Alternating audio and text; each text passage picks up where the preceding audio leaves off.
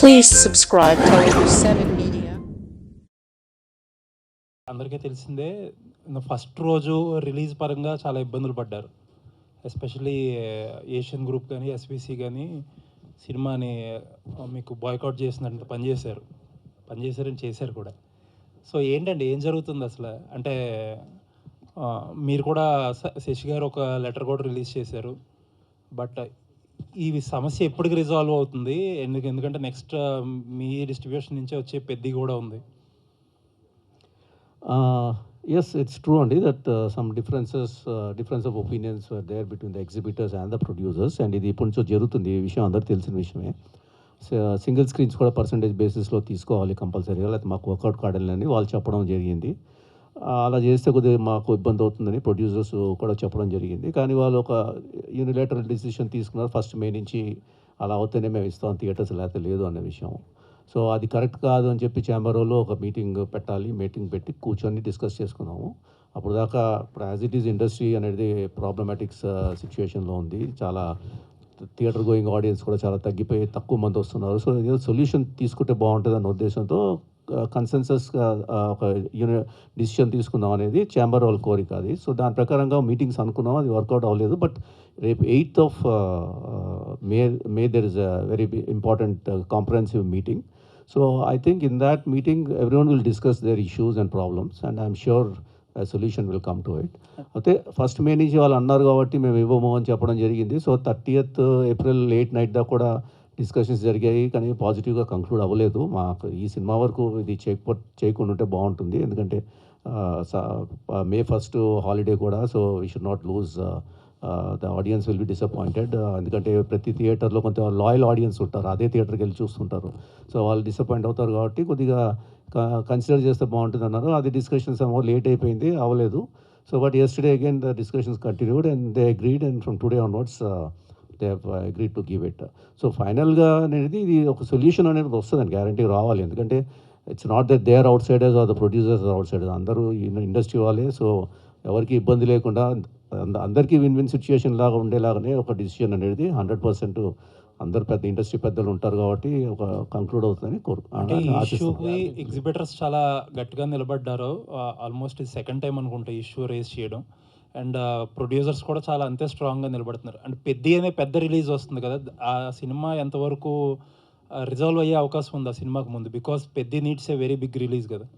డెఫినెట్గా పెద్ద requires a very big release అండి. సో డెఫినెట్గా నథింగ్ ఈజ్ ఇంపాసిబుల్ అంటే ఏదైనా ఒక కన్సెన్సస్ అనేది ఉంటుంది ఎప్పుడైనా సరే. ఏదో ఒకటి నేను చెప్పినట్టుగా అందరికీ విన్ సిచ్యుయేషన్ లాగా ఏదో ఒక డిసిషన్ వస్తుందని కోరుకుంటున్నారు. The meeting is going to take place, and I'm sure in the meeting something positive will come out for every one. అంటే that's my hope. I cannot comment anything till that time. I don't know how it will shape up, but I'm sure in the interest of the industry, in the interest of all the stakeholders, ఒక పాజిటివ్గా consensus వస్తుందని కోరుకుంటున్నాను. జెట్లీ ప్రొడ్యూసర్గా నిన్న ఆ జరిగిన హిక్కప్ వల్ల ఏమాత్రం డిఫరెన్స్ వచ్చి ఉండొచ్చు అనుకుంటున్నారు? అంటే డిఫరెన్స్ అంటే నేను అది క్వాంటిఫై చేయలేనండి, కానీ డెఫినెట్గా నోటి మీద ఉన్న కూడు తినలేకపోయాననే బాధ ఉందంతే, అది 100% షూర్ అది. But it's okay. I mean it's part and parcel. జరిగి ఉంటే బాగుండేది, ఫస్ట్ డే నుంచి అన్ని మల్టీప్లెక్సెస్లో పడి ఉంటే బాగుండేది అని అనిపించింది. But again it's resolve, so I put it behind my back అండి. Thank you. సత్య నిన్నే లేదండి, ఇప్పుడు ఈ మల్టీప్లెక్స్ అంటే ఇప్పుడు వాళ్ళ కండిషన్ ఏంటంటే సింగిల్ స్క్రీన్స్ మటుకు పర్సంటేజ్ మీద ఇస్తేనే తీసుకుంటాం, లేకపోతే లేదనేసి. సో అది కుదరదని చెప్పి మేము తీసుకోలేదు స్క్రీన్స్. సో అది తీసుకోకపోతే ఇవి కూడా ఇవ్వము అని చెప్పడం జరిగింది.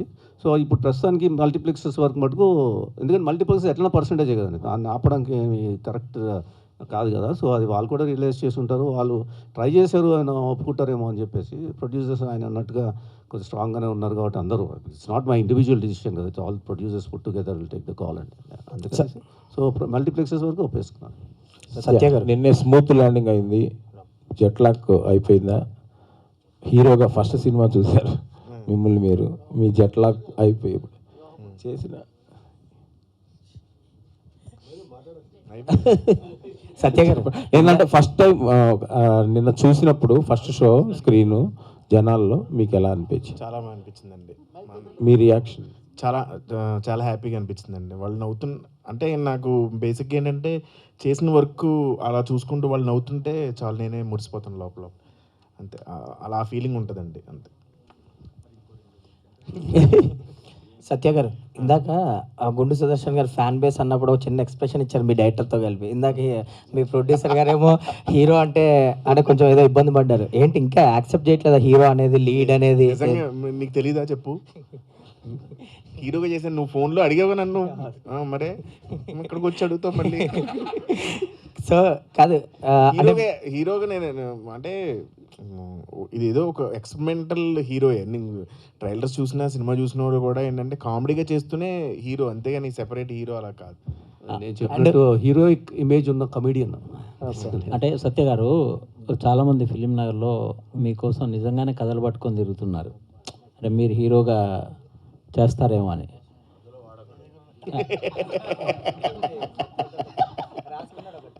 సో రండి మరి, నిజంగానే మీకోసం తిరుగుతున్నారు, అంటే నిజంగానే తిరుగుతున్నారు. సో ఇది మంచి ల్యాండింగ్ అయింది కదా.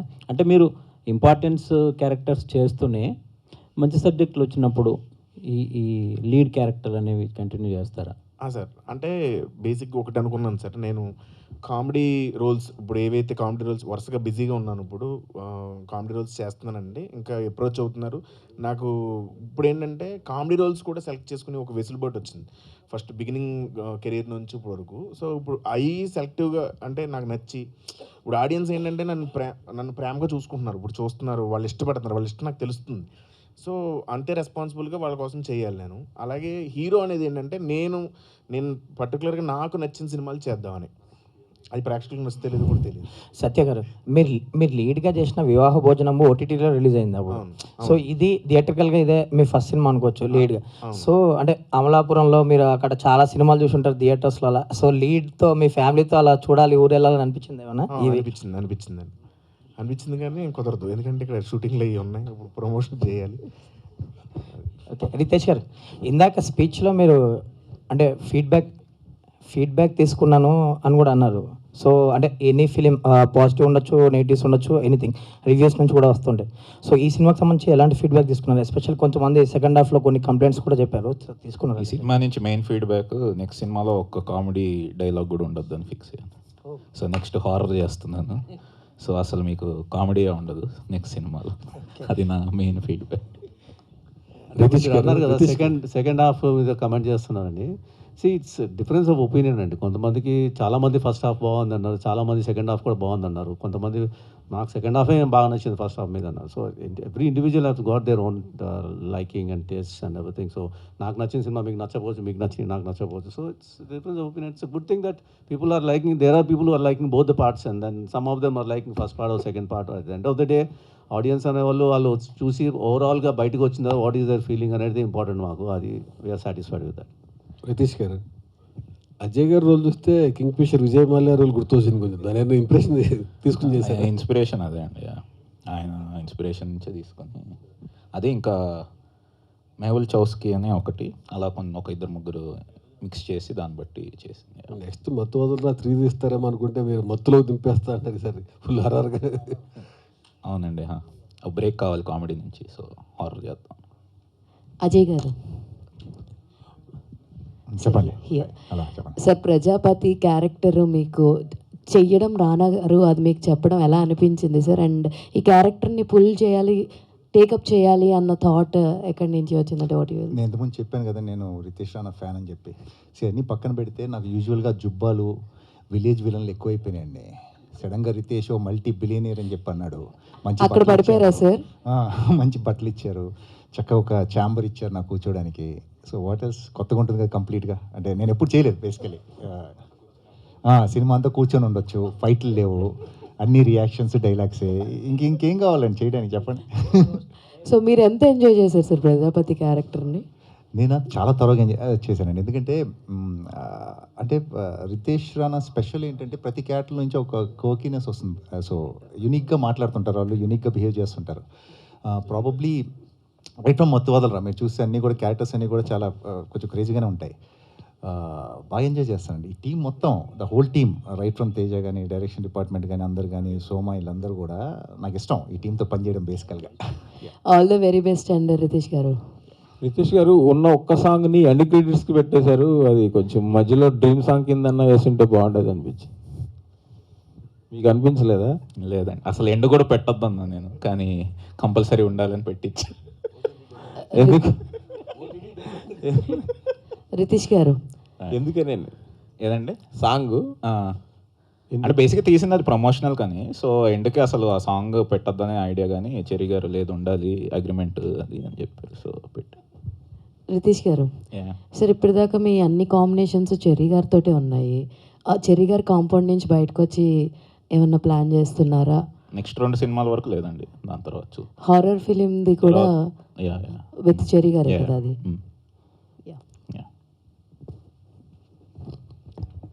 చెర్రీ గారు, మేకింగ్ పరంగా ఈ సినిమా విషయంలో మీరు చాలా సాటిస్ఫైగా ఉన్నారన్నారు.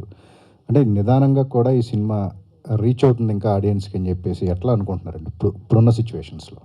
అంటే ఒకటండి, ఇప్పుడు మేకింగ్ పరంగా ఐఎమ్ వెరీ సాటిస్ఫైడ్ అండ్ యాక్చువల్గా చాలా క్వాలిటీ ప్రోడక్ట్ అని నేను అనుకుంటున్నాను. ఎందుకంటే everything is rich in the movie, production values are very high and చాలామంది వచ్చి చెప్పారు ఇదే 30-40 కోట్లు ఖర్చు పెట్టినట్టుంది సినిమా, ఏంటి ఇంత పెట్టారు ఏంటి అన్నట్టుగా చెప్పారు. అంటే ఫ్లైట్ సెట్ అవనండి, కార్గో హోల్డ్ అవనండి, కాక్పిట్ అవనండి, ఇవన్నీ కూడా జెన్యున్గా రియలిస్టిక్గా, ఎంత రియలిస్టిక్గా ఉంటే బాగుంటుందో అంత చేసాము. సో సో డెఫినెట్గా అది టేకింగ్ పరంగా very satisfied and very happy. Audience వరకు రీచ్ అవుతుందండి. ఇప్పుడు at the end of the day public response is what is important. ఇప్పుడు yesterday towards the evening all shows were full. It shows that already the talk has percolated down and then is movie బాగుందిరా enjoy చేసి రావచ్చు అనే point. Other day I got some calls from, yesterday I got calls from Bangalore also. Some of the exhibitors called me and said, sir చాలా enjoy చేసామండి ఈ movie, భలే తీశారండి. ఎందుకంటే డిఫరెంట్గా ఉంది కదండి మూవీ అది బేసికల్. సో ఆ కొత్తదనం అనేది చాలామంది ల్యాప్అప్ చేస్తారంటే కాన్ఫిడెన్స్ ఉందండి నాకు. And that's what is happening, and I'm very confident that it will continue to grow. And of course, there is a handicap. Audience are not going to the theater. There is no doubt about that. It's not because they are not going because the movies are bad or anything like that. Certain reasons I know, either now whatever we are unable to decipher that problem. But in the circumstances, I'm quite happy with the response. Riteish గారు, ప్రయోగాలు మీది genre అని చెప్పేసి అందరూ అంటున్నారు, Riteish genre అని చెప్పేసి. ప్రయోగాలు చేయటం కంటిన్యూ చేస్తారా?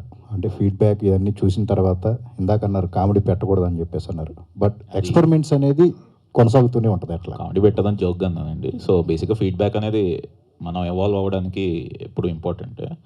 సో అంటే బేసిక్గా నాకు ఉన్న దాంట్లో ఎంతవరకు నేను 2 సైడ్లు మేనేజ్ చేయగలను, ఎక్స్పెరిమెంట్ ప్లస్ మన ఇప్పుడు ఎక్కువ మందికి రీచ్ అయ్యేలాగా కంటెంట్ కానీ అది కానీ, అది ఎప్పుడు ఉండే ప్రాసెస్, అది ట్రై చేస్తూనే ఉంటాను.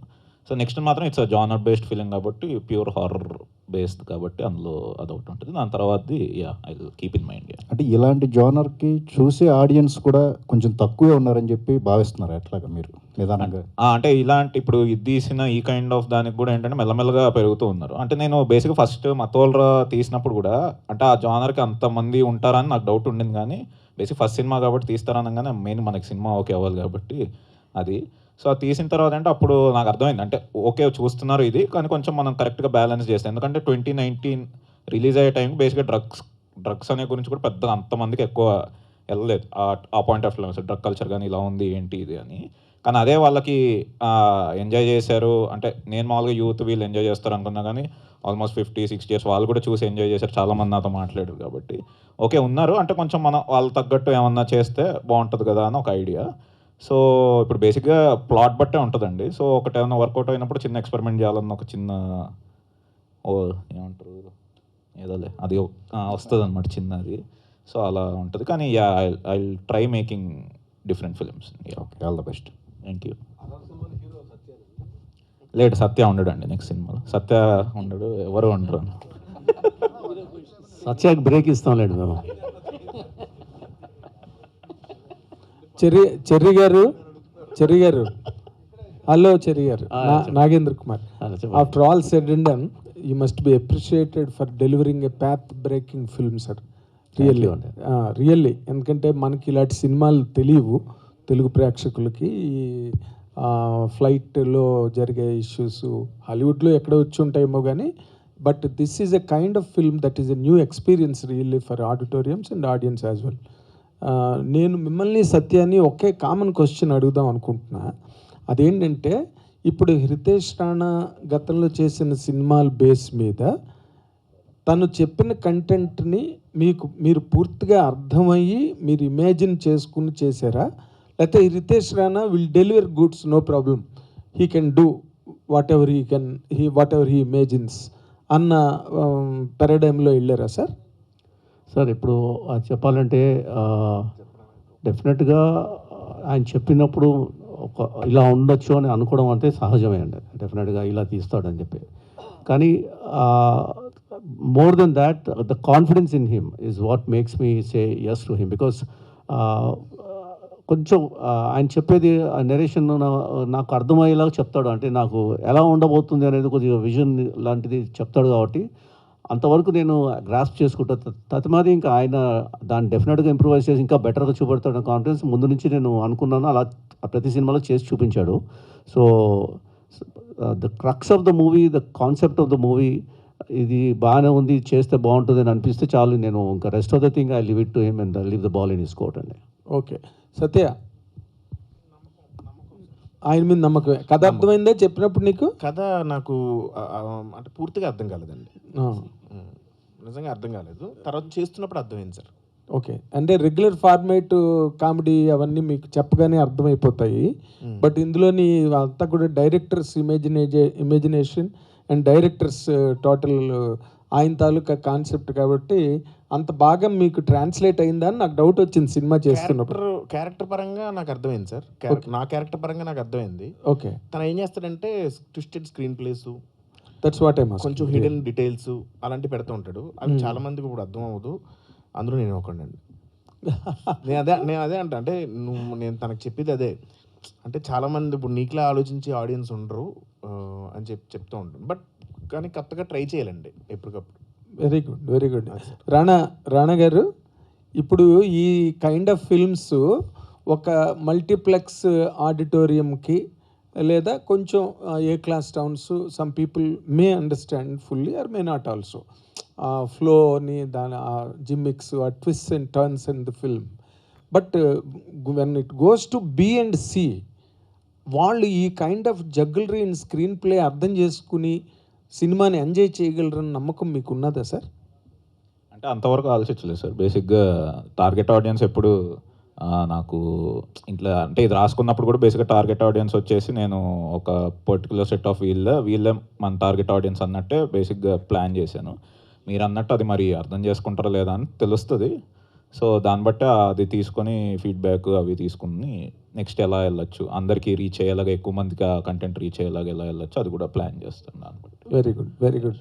అజయ్ గారు, యూ హ్యావ్ బీన్, మీరు ఇందాక చెప్పినట్టుగా మీరు మంచి రిచ్గా ఎఫ్లూయెంట్గా బ్రహ్మాండంగా చాలా బాగున్నారు సినిమాలోని. అండ్ ఈ క్యారెక్టర్ని మీరు సినిమా రన్ ఆఫ్ ది షూటింగ్లోని వాటిలో చేస్తున్నప్పుడు కథలో మీరు మెయిన్ క్యారెక్టర్ అయినప్పటికీ కూడా ఫార్ ఎంతవరకు మీరు దాన్ని బాగా ఎంజాయ్ క్యారెక్టర్గా మీ లుక్, గెటప్, మీ డ్రెస్సులు, మీ క్యాబిను, మీ ఆఫీసు కాకుండా మీ ఎక్స్పీరియన్స్ చెప్పమంటే ఏం చెప్తారు సార్? సో ఒకటి చాలా యునిక్ జోనర్ అండి ఇది. మీకు ఎక్కడ ఒక ఫ్లైట్లో మీరు అన్నట్టు ఇందాక మొత్తం ఫ్లైట్లో ఫిలిం జరగడం అనేది యూజువల్గా దొరకదు. యాక్టర్స్ కూడా నాకు కూడా చాలా look of the character plus బేసిక్గా జానర్ అండి. నాకు నచ్చింది ఏంటంటే జానర్. ఒక ఫ్లైట్లో ఒక 90% ఆఫ్ ద ఫిలిం రన్ అవుతుంది. ఇంకా అంతకన్నా చాలా ఇంపార్టెంట్ రితేష్ రాణా డైరెక్టర్. దీనికన్నా పెద్ద విషయం సత్య హీరో. ఇంకేం కావాలి చెప్పండి? ఇంకేం చెప్పాలి? ఇంకేం చెప్పమంటారు నాగేంద్ర గారు? ఇంకెంతకన్నా ఎలా చెప్పగలం అసలు ఇలాంటి సినిమాకి కదా. సో అలానే మా సుదర్శన్ గారు నూర్జహాన్. ఇక ఇమాజిన్ చేయండి, ఇన్ని కొత్తగా ఉన్నప్పుడు అన్నీ కూడా ఐడియాస్ అన్నీ కూడా. సో డెఫినెట్గా క్యారెక్టర్ని బాగా ఎంజాయ్ చేస్తూ చేశాను. అజయ్ గారు,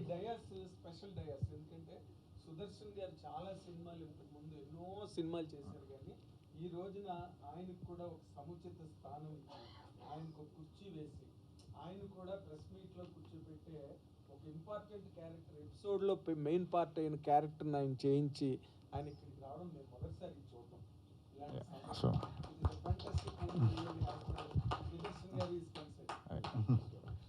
సుదర్శన్ గురించి ఒక నిమిషం ఇది చెప్పారు కూడా సుదర్శన్ గురించి ఆయన క్యారెక్టర్ గురించి అందరూ చాలామంది మాట్లాడుతున్నారు, ఎంజాయ్ చేస్తున్నారు.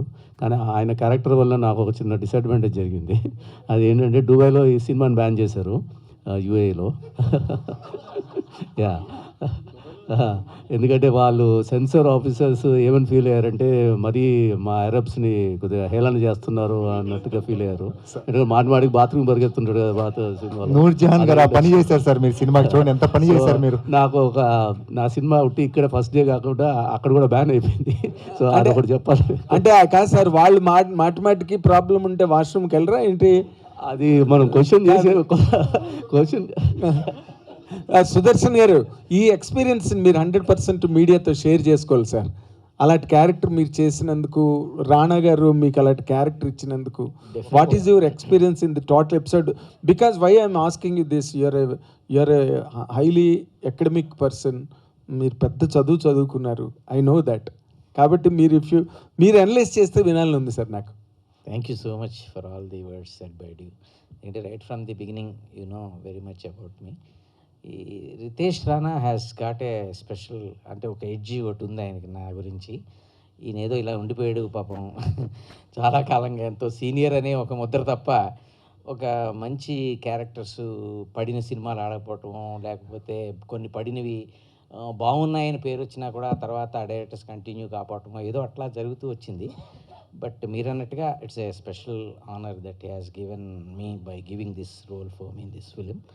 అండ్ అంటే ఒక ఈ ఆర్టిస్ట్గా he always trust in me. And ఏదో సరే regular routine rut of the అది కాకుండా ఈ always how imagine me like a మా అజయ్ అస్తమాటు right from the first press meet Ajay గారు ఇప్పుడు చెప్తూనే ఉన్నారు, ఒక అరబ్ షేక్ ఈ సైజులో ఉండి అట్లా పరిగెట్టడం. నాకు అప్పుడే డౌట్ వచ్చింది సార్ ఇలాంటిదే జరుగుతుందని. అది ఎలా కన్సీవ్ చేశారో తెలియదు కానీ, బట్ ఇట్స్ లైక్ హిప్నాసిస్. రితేష్ గారితో పనిచేయటం అంటే ఒక హిప్నాసిస్ లాంటిది.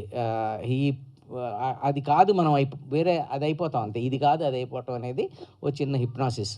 అది ఎట్లా చేస్తాడో, అందులో పరకాయ ప్రవేశం ఎట్లా జరుగుతుందో కూడా తెలియదు. అట్లాంటి మొదటి నుంచి కూడా మత్తు వదలరా కూడా గెటప్ ఏంటి అదేంటి అసలు విచిత్రంగా.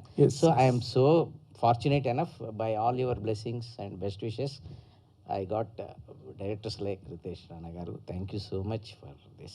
Good, very good. ఏదన్నా ఒక దేశంలో సినిమా ఆపేశారు సార్ మీరు. ఒక దేశంలో. అజయ్ గారు, తెలియని విషయం ఇప్పుడే. జరిగారు ఈరోజు చెన్నైలో స్టార్స్ రెమ్యునరేషన్ తగ్గించుకోవాలని ప్రొడ్యూసర్స్ ఈరోజు బంద్ చేస్తున్నారు. గతంలో ఇక్కడ కూడా రెమ్యునరేషన్లు కంట్రోల్ చేయాలని చాలా మీటింగ్స్, చాలా వ్యవహారాలు నడిచాయి. అసలు నిజంగా ఇది సాధ్యమవుతుందా? సార్ దీని గురించి ఇంతకుముందు ఇంటర్వ్యూస్లో కూడా చెప్పాను, మళ్ళీ దాని మీద రిపీట్ చేయడం కరెక్ట్ కాదేమో. Plus at the same time nothing is impossible in any field అండి, ఏదైనా సాధ్యం. So I'm sure things will fall in to place, corrections will happen అని అనుకుంటున్నాను. So I hope that everything happens for the betterment of the industry అనేది hope చేస్తున్నాను. I'm confident it may happen అని అనుకుంటున్నానండి. అజయ్ గారు సార్ అంటే చాలా roles చేస్తూనే ఉన్నారు, ఎక్కడో మొనాటనస్ వస్తున్నప్పుడు విక్రమ్ కే కుమార్ లాంటి డైరెక్టర్ కొత్త పర్సెప్షన్ ఓపెన్ చేస్తారు. తర్వాత రితేష్ రాణా గారు, ఎస్పెషల్లీ చెప్పాలంటే గుంటూరు గారంలో జెల్టిన్ బాబ్జీ క్యారెక్టర్ కూడా అది కొత్త పర్సెప్షన్లో ఉండేది. ఇలాంటి రోల్స్ కోసం వెయిట్ చేస్తుంటారా, లేకపోతే మొనాటనస్గా రోల్స్ చేయడం అనేది మీకు బ్రేక్ చేయాలనే ఒక ఉద్దేశం ఉంటుందా మీకు యాజ్ ఆర్టిస్ట్ జర్నీ? సార్ నాకు వర్క్ ఇంపార్టెంట్ సార్, నా ఫిలిం ఇంపార్టెంట్, రోజు నేను వెళ్ళి పని చేయడం ఇంపార్టెంట్. ఇట్స్ లైక్ నా ఇంట్రెస్ట్ ఉన్న ఫీల్డ్ ఇది, నేను బాగా ఇష్టపడి వచ్చిన ఫీల్డ్. నాకు ఏ ఛాన్స్ వచ్చినా సెట్స్లో ఉండడానికి ఏ మాత్రం అవకాశం ఉన్నా కూడా నేను రోజు వెళ్ళి పని చేయడానికే ట్రై చేస్తాను సార్. మధ్య మధ్యలో మంచి రోల్స్ వస్తుంటాయి, అన్నీ జరుగుతూ ఉంటాయి, బట్ ప్రిఫర్ రోజు వెళ్ళి షూటింగ్ చేయడమే ప్రిఫర్ చేస్తాను సార్, నాకు అదే ఇష్టం. వీళ్ళ కాంబినేషన్లో కొత్తగా కనిపిస్తుంటారు విక్రమ్ కే కుమార్ కానీ రితేష్ రాణా గారి కాంబినేషన్లో కొత్త అజయ్ని చూసే అవకాశం. విక్రమ్ నాకు ఎప్పుడు మంచి రోల్స్ ఇచ్చారు. రితేష్ నాకు రితేష్ మెయిన్ ఏంటంటే ఖుషీది తీసుకొచ్చి ఒక చిన్నది చేసాడు మొత్తం వదలట్టు.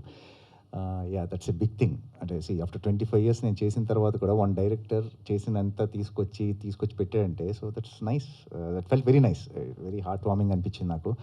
ఇంకా చాలా ఉన్నానండి ఇప్పుడు నాకు, శివ గారు కానివ్వండి, కొట్టాల శివ గారు కానివ్వండి, మంచి క్యారెక్టర్స్ ఇప్పుడు అందరు డైరెక్టర్స్ ఇచ్చారు. I'm fortunate enough. నాకు పాజిటివ్ నెగిటివ్ రెండు ఇంతకాలం చేయగలిగాను కాబట్టి ఇంతకాలం ఉన్నానని నా feeling. Lucky enough, fortunate enough అలాంటి రోల్స్ వచ్చాయి నాకు.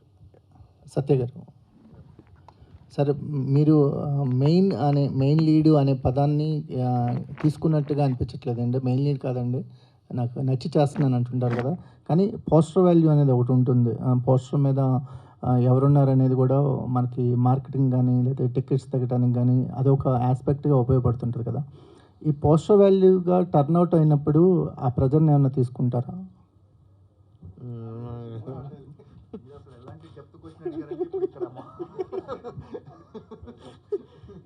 పోస్టర్ వాల్యూ అనేది ఒకటి ఉంటుంది కదండి.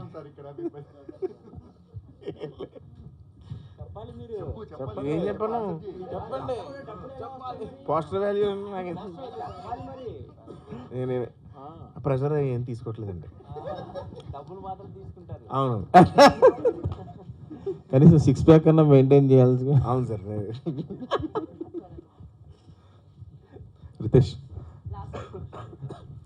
సో మీ సినిమాలో ముందు నుంచి కూడా కొంచెం ఈ సొసైటికల్ సెటర్స్ అయ్యి ఉంటాయి, మత్తు వదలరా కానీ, హ్యాపీ బర్త్డే. బట్ ఈ సినిమాలో స్పెసిఫిక్గా జెట్లీలో ఈ కమర్షియల్ ఫార్మాట్ టెంప్లెట్స్ మీద చాలా రకాల సెటైర్లు ఉన్నాయి.